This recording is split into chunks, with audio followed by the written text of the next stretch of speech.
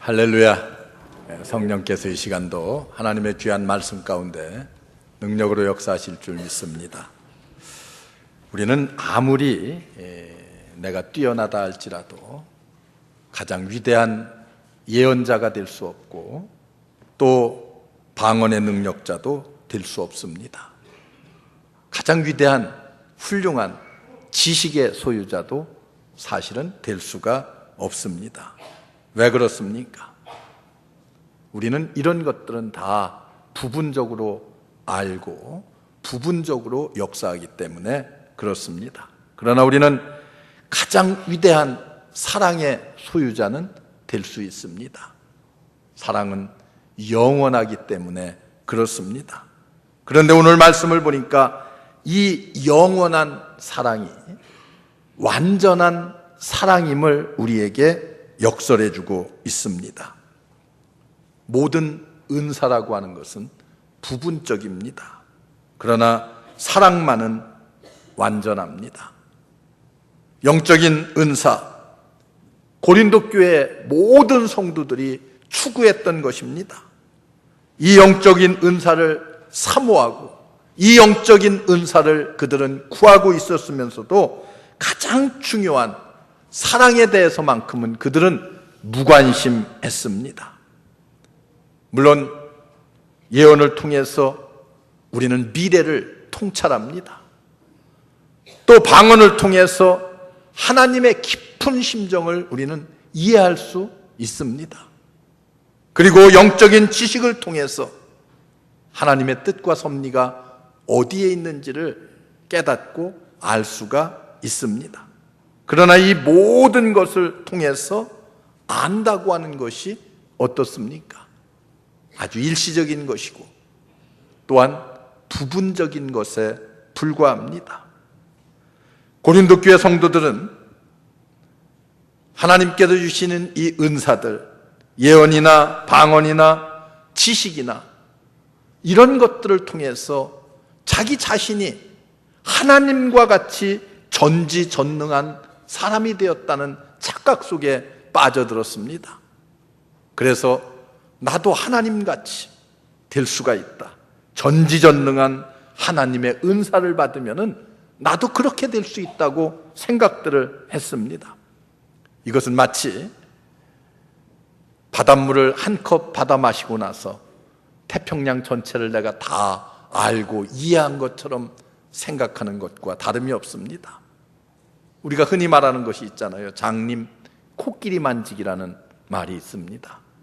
다리를 만진 사람과 배를 만진 사람과 그리고 코를 만진 사람이 다 코끼리를 이해하는 것이 다릅니다. 왜 그래요? 부분적으로 알기 때문에 그렇습니다. 부분적으로 안다고 하는 것은 이와 같이 완전하지를 못합니다. 저희 고향은 충청북도 청원군 강해면에 오송이라고 하는 곳이 제 고향입니다. 옛날에는 뭐 이름도 없는 도시였는데 요즘에는 그 지역이 굉장히 개발을 많이 해서 KTX도 그곳에 쓰고 아주 큰 도시가 되었어요. 그 들이 참 넓은데 다 아파트가 들어서고 그랬더라고요. 얼마 전에 가보니까. 그런데 그 들판에 미호천 강변에 노인네 두 분이 앉아서 대화를 나눕니다. 바다가 참 넓다지? 한 사람이 그렇게 하니까 참 넓대. 그리고 또 한 사람이 이렇게, 그런데 아무리 넓어봤자 설마 이 오송뜰만이야 할까? 이렇게 바다를 한번 구경도 못한 충청북도의 이 할아버지들이 앉아서 하는 얘기입니다. 아무리 바다가 넓은들 우리 들판보다 더 넓겠느냐? 그런 얘기를 하는 것을 들었어요. 얼마나 답답한 얘기입니까? 부분적으로 아는 것을 가지고 전체를 아는 것처럼 생각하기가 쉽습니다.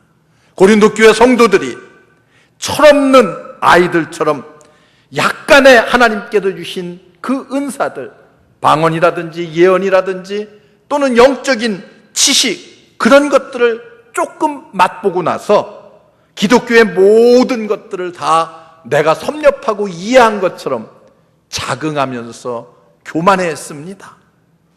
그러나 이들은 아직 바다를 구경하지도 못한 자들과 같고 건너야 할 사랑의 태평양을 눈앞에 두고 있는 사람들이었습니다. 불완전한 것은 어떻습니까? 완전한 것이 오면은 다 그 자리를 내어줄 수밖에 없습니다. 햇불은 전등불에 자리를 양보할 수밖에 없습니다. 별빛은 달빛에게 자리를 양보할 수밖에 없어요. 그리고 달빛은 찬란한 태양빛에게 자리를 양보할 수밖에 없습니다. 여러분, 대낮에 아무리 달이 떠 있어도요, 어떻습니까? 그 빛을 자랑할 수가 없어요. 태양빛에 다 묻혀버리고 맙니다. 마차는 기차에, 기차는 자동차에, 자동차는 비행기에 그 속도를 다 내어주고 말았습니다. 구약의 예언, 구약의 백성들이 가졌던 모든 꿈과 환상들, 이런 것들은 다 무엇입니까?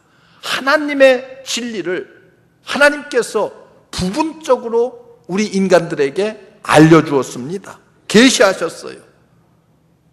그런데 어느 날 하나님께서 자기의 독생하신 아들 예수 그리스도를 이 땅에 보내주셨습니다. 그리고 그 예수 그리스도를 십자가 위에서 죽게 하심으로 말미암아서 하나님의 완전한 사랑이 이런 것이다 라고 우리들에게 직접 눈으로 볼 수 있게끔 보여주셨습니다. 하나님의 온전한 사랑을 우리가 이제는 거울로 보는 것이 아니라 눈으로 볼 수 있게끔 하나님께서 보여주었어요.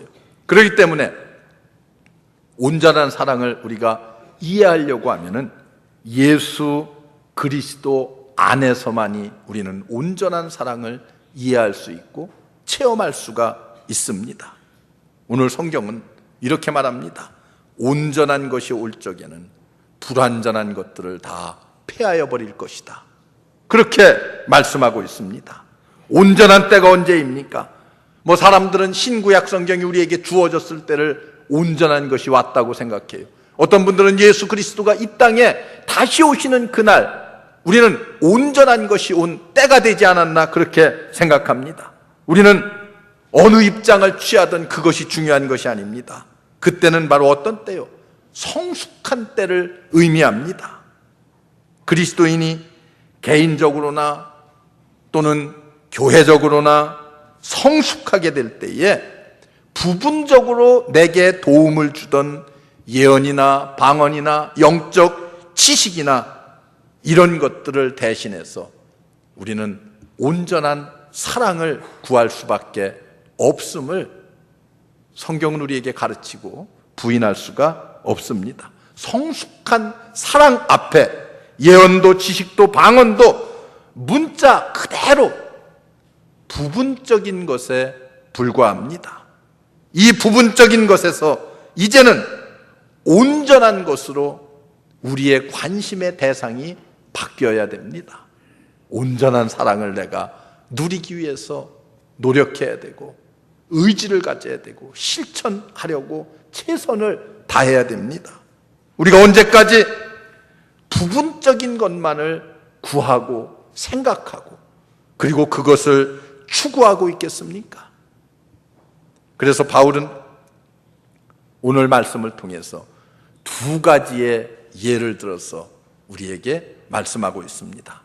그 하나는 장성한 사람이 되었을 때는 어린 아이의 세계를 버린다고 말씀하고 있습니다. 어린아이는 어떻습니까? 어린아이의 말투가 있어요. 어린아이의 행동이 있습니다. 어린아이의 생각하는 것이 있습니다. 어린아이는 어린아이답게 자라나야 되고 생각해야 되고 행동해야 돼요. 그런데 시간이 지나서 이제 나이가 들어 어른이 되었습니다. 여전히 어린아이의 티를 벗어나지 못한다고 하면은 그건 정말 큰일이 아니겠습니까? 오늘날 신앙생활을 오래 한 사람들 가운데도 이제는 좀 어른다워졌어야 될 만큼 된 것 같은데 아직도 어린아이와 같이 유치한 신앙생활을 하고 있지는 않습니까? 어른들이 어린아이와 같이 행동하면 사람들이 유치하다고 생각할 거예요. 우리의 신앙생활도 마찬가지입니다. 장성한 사람이 되어서는 어린아이의 일을 버렸노라. 성경이 우리에게 그렇게 말씀하고 있습니다. 앞서 사랑에 대해서 말할 때에 여러 가지 어른스러웠던 사랑의 인격에 대해서 여러분들에게 이미 말씀을 드렸습니다. 보세요. 어른스러운 사랑의 인격, 성숙한 사랑의 인격. 그런데 어린아이가 여러분 한번 보세요. 오래 참을 수 있습니까? 어린아이가 온유하며 절제할 수 있습니까?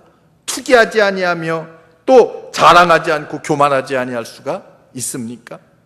어린아이는 그렇게 할 수가 없습니다. 왜 그래요? 어린아이의 특성은 한마디로 얘기하면 이기적이요. 어린아이 때는 자랑할 게 있으면 금방 가서 사람들 앞에 자랑해야지만 직성이 풀립니다. 그런데 이제 우리는 이런 유치한 어린아이의 사랑의 상태에서 빨리 벗어나야 됩니다. 성경이 우리에게 그렇게 가르치고 있어요. 성경이 우리에게 그렇게 요구하고 있습니다.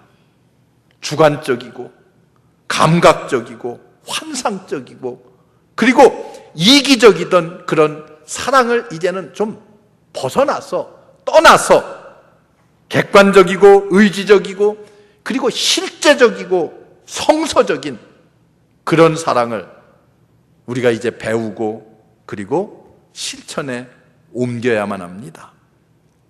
우리는 이 사랑을 누구에게 배웁니까? 예수님에게서 배워야만 합니다. 고린도전서 13장에 있는 내용을 어떤 목사님께서 그렇게 말씀하시는 것을 들었어요. 우리가 사랑 대신에 한번 예수님을 넣어보세요. 예수님을 한번 거기다 대입을 해보세요. 아, 예수님은 오래 참고 예수님은 온유하며 예수님은 투기하는 자가 되지 아니하며 예수님은 자랑하지 아니하며 예수님은 교만하지 아니하며 무례행치 아니하며 예수님은 악한 것을 생각지 아니하며 한번 쭉 넣어보세요. 예수님은 오래 참고 예수님은 모든 것을 바라며 모든 것을 견디느니라. 말이 돼요? 되는 것 같아요? 말이 안 되는 것 같이 생각하시네든가 봐. 예? 예수님을 거기다 대입하면은 다 은혜스러워요. 예수님은 겸손하시고 온유하시고. 그런데 여러분 거기다가 나를 한번 넣어보세요. 나는 온유하고 나는 겸손하고 그리고 나는 교만하지 아니하며 자랑하지 아니하며 성내지 아니하며 나는 무례행치 아니하며 나는 투기하지 아니하며 나는 모든 것을 참으며 모든 것을 바라며 모든 것을 견디느니라. 아주 합당한 것 같아요? 어때요? 스스로 한번 내 자신에게 생각해 봐요. 아, 나는 온유한가?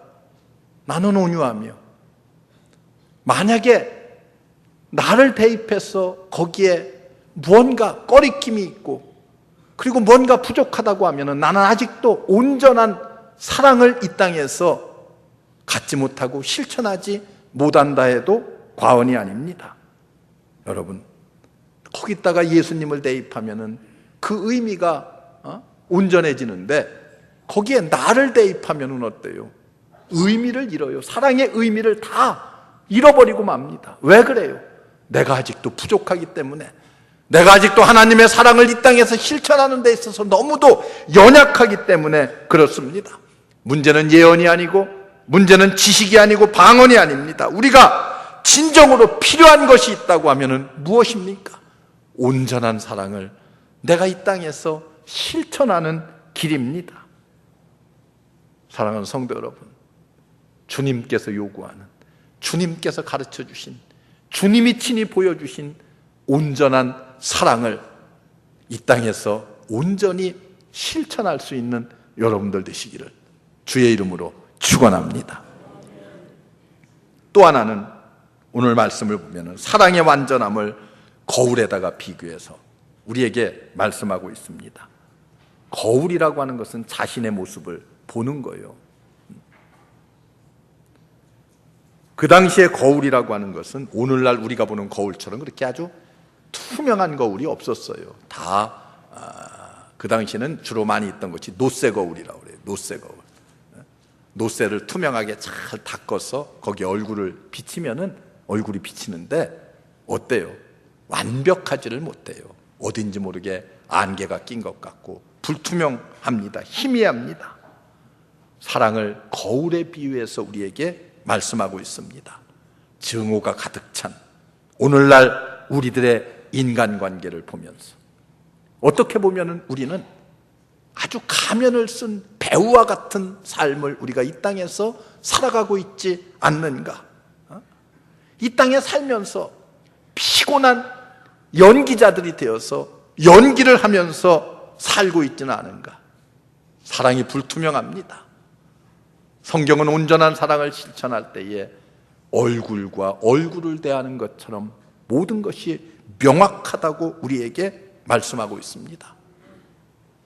하나님의 사랑을 여러분들이 알기를 원하십니까? 하나님을 사랑하면 됩니다.